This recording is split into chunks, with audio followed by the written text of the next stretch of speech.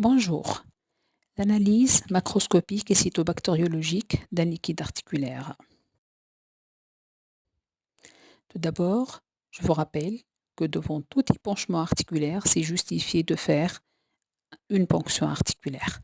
Et je vous rappelle que l'aspect normal d'un liquide articulaire est généralement transparent, jaune pâle, visqueux et incoagulable. Cependant, le liquide peut avoir d'autres aspects: opalissant, puriforme, xanthochromique, hémorragique, visqueux, peu visqueux, aqueux, inhomogène et autres. Voilà un exemple d'un liquide pathologique. En haut et à gauche, c'est un liquide purulent et en bas, c'est un liquide trouble. Voilà un liquide articulaire hémorragique. Devant un liquide articulaire, après avoir ponctionné, il faut faire 3 analyses. Une analyse cytologique pour faire donc une quantitative et une autre qualitative pour déterminer donc le nombre de cellules, essentiellement les leucocytes et les hématies, mais aussi s'il y a d'autres cellules, et déterminer leur aspect.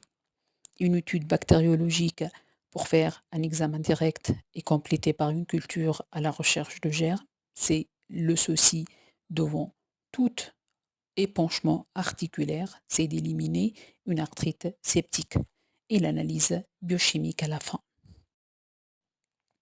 Donc pour l'analyse cytologique, on commence par faire une quantification de leucocytes et des globules rouges. Et on parle d'un liquide mécanique si le nombre de leucocytes est inférieur à 1000 éléments par millimètre cube et d'une arthrite si le nombre de leucocytes dépasse 1500 éléments par millimètre cube. Le liquide est purulent généralement si le nombre de leucocytes dépasse 10 000 éléments par millimètre cube et on parle d'hémarthrose si on a un nombre de globules rouges supérieur à 10 000 par élément par millimètre cube. Il faut aussi déterminer la formule de liquide articulaire, quelle population alors leucocytaire prédominante. Est-ce que ce sont des PNN? Est-ce que ce sont des lymphocytes? À titre d'exemple, pour les arthrites septiques et les arthrites microcristallines, généralement, c'est les PNN altérés qui prédominent dans la formule. Il faut aussi compléter par rechercher les microcristaux. Quel type de microcristaux? L'urate de sodium et le pyrophosphate de calcium. Le cas de la goutte, et généralement on les identifie par leur aspect en aiguille ou en bâtonnet très fin, de 10 à 20 micromètres de longueur, en intra ou en extracellulaire, biréfringence forte à la lumière polarisée et soluble par l'uricase. Voilà l'exemple en aiguille.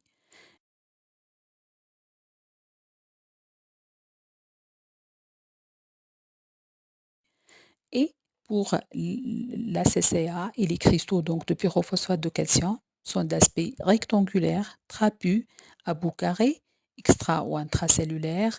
Ils sont peu ou pas biréfringents et la dissolution se fait par le DTA. Et voilà l'exemple donc d'aspect trapu, court en bâtonnet.